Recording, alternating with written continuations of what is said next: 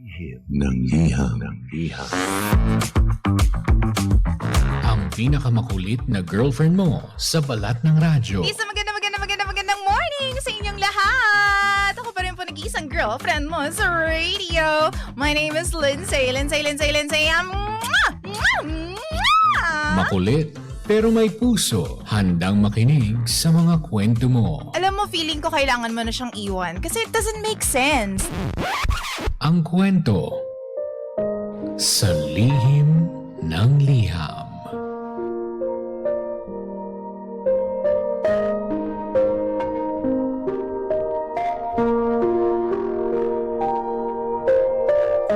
Mahal kong Lindsay. Magandang araw po sa inyong lahat. Tawagin niyo na lamang po ako sa pangalang Sandra.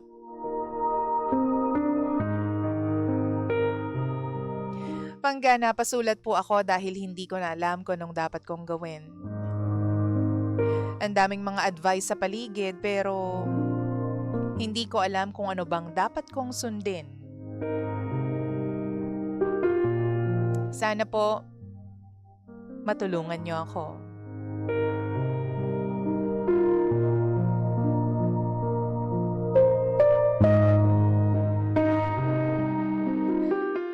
Matagal na po kaming nagsasama ng live-in partner ko.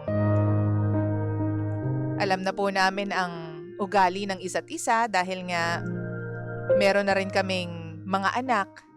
Kahit pa hindi pa naman kami talaga kasal. Siguro nagtataka kayo kung bakit ang tagal na namin, may mga anak na. Pero wala pa ring basbas ng simbahan. Di pa rin kasal hanggang ngayon. Noong mga unang taon na nagsasama kami sa iisang bubong, I didn't believe in marriage. Kasi nga, dahil sa na-experience ko sa mga magulang ko. They got separated pangga after so many years. And so sabi ko sa sarili ko, wag na lang. Siguro hindi talaga para sa akin ang kasal. But, as time passed, around 10 years na kami ng live-in partner ko, parang nagugustuhan ko na magpakasal. Para naman ma-feel ko kapag tinatawag akong asawa, Mrs. Kabiyak. Para ka kasing nakakaganda ng mood kapag yun ang tawag sa'yo at alam mong totoo naman. Kasi pareho kayong nakaperma sa papel.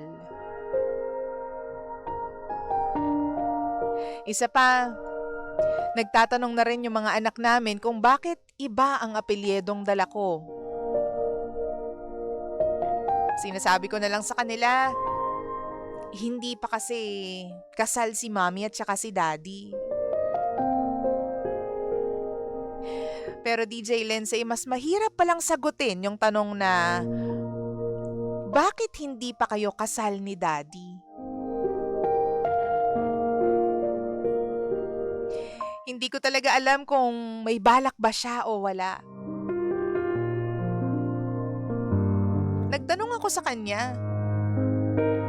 Yung mga pahaging na tanong ba? At ang sabi lang niya, may balak naman daw siya. Yun lang, wala nang paliwanag. Noong 2019, hindi ko alam kung bakit nalasing ako noon. Hindi ko na matandaan. Tinanong ko ulit siya. Ang sabi niya sa akin, DJ Lindsay, may plano naman daw siya pero wala pa kaming sapat na pera. Ang daming taon na ang lumipas. Ngayon, 2026 na. Okay na rin yung financial status namin. Pareho kaming may regular na trabaho. may ipon. Pero nang tinanong ko ulit, ang sagot niya, dapat mag-ipon daw muna kami para sa pag-college ng mga bata kaysa sa pagkagastusan pa namin yung kasal.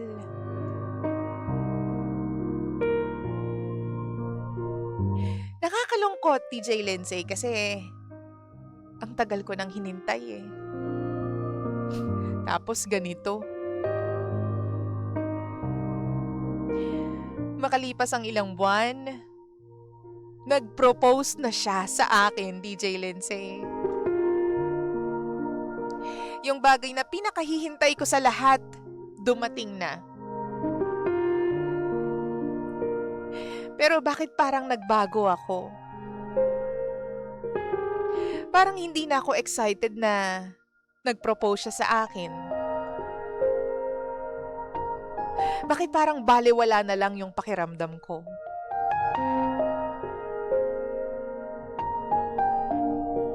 Pangga, tinanggihan ko yung tanong niya na, will you marry me? Tinanggihan ko kasi nung mga panahon na gusto ko magpakasal kami, ayaw niya. Sabi ko sa kanya, okay na siguro tong ganto. Okay na to. Ganito na lang tayo forever. Na parang nagbabahay-bahayan lang tayong dalawa. Kasi parang wala ka namang balak noon, di ba? Ayaw mo naman nung panahon na gusto ko. Di ba? Na-realize ko rin na siguro sa tagal ng panahon ng paghihintay, pagsasama, pag-iipon, bakit ngayon lang? Bakit ngayon lang kung kailan nakatatak na sa isip ko na ayaw ko na talagang magpakasal? Hindi ko alam kung mababago pa ba yung desisyon ko. Siguro pagdating ng panahon, mapa-oo ako. Pero sa ngayon, ayoko na. Parang hindi ko na feel, DJ Lindsay. Any advice po from you? Alam kong